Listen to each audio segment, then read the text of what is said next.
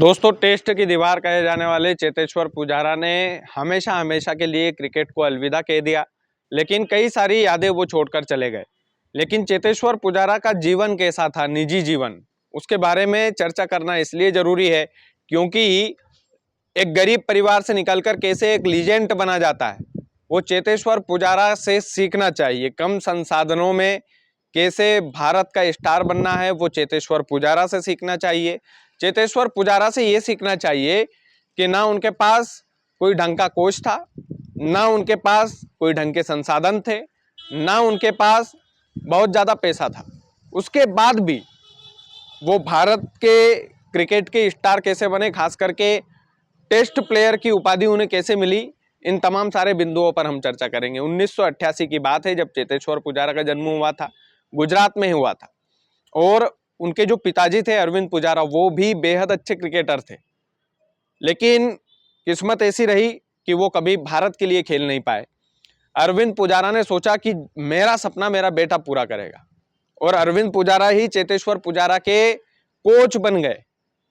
आप सोचिए कि उनके पिताजी ने ही उनको क्रिकेट खेलना सिखाया, फिर अंडर 14 उनको खिलाया, तो सबसे ज्यादा चर्चा चेतेश्वर पुजारा की हुई। चेतेश्वर पुजारा की सबसे ज्यादा चर्चा इसलिए हुई कि अंडर 14 में उन्होंने 13 शतक जड़ने वाले वो पहले बल्लेबाज बन गए थे। 14 साल की उम्र में 13 शतक जड़ दिया उन्होंने। उसके बाद वो अंडर 19 खेले, तो अंडर 19 में वर्ल्ड कप में सबसे ज्यादा रन बनाने वाले बल्लेबाज बने। उसके बाद में 2012 में आते आते उनको लोग जानने लग गए। 2012 में वो आईपीएल खेल रहे थे तो उनको घुटने में चोट लग गई और उसी के कारण वो लंबे समय तक क्रिकेट की दुनिया से बाहर रहे। फिर वो इतनी ज्यादा धार बची नहीं थी चेतेश्वर पुजारा में, लेकिन फिर उनको कई सारे मौके भारतीय टीम ने test as a test player दिए। तो आपने देखा होगा इंग्लैंड का वो दौरा, जब इंग्लैंड के जो गेंदबाज है वो लगातार, ऑस्ट्रेलिया के गेंदबाज भी, ऑस्ट्रेलिया और इंग्लैंड का दौरा उनका खास इसलिए रहा क्योंकि लगातार उनके शरीर पर वो बॉल मार रहे थे।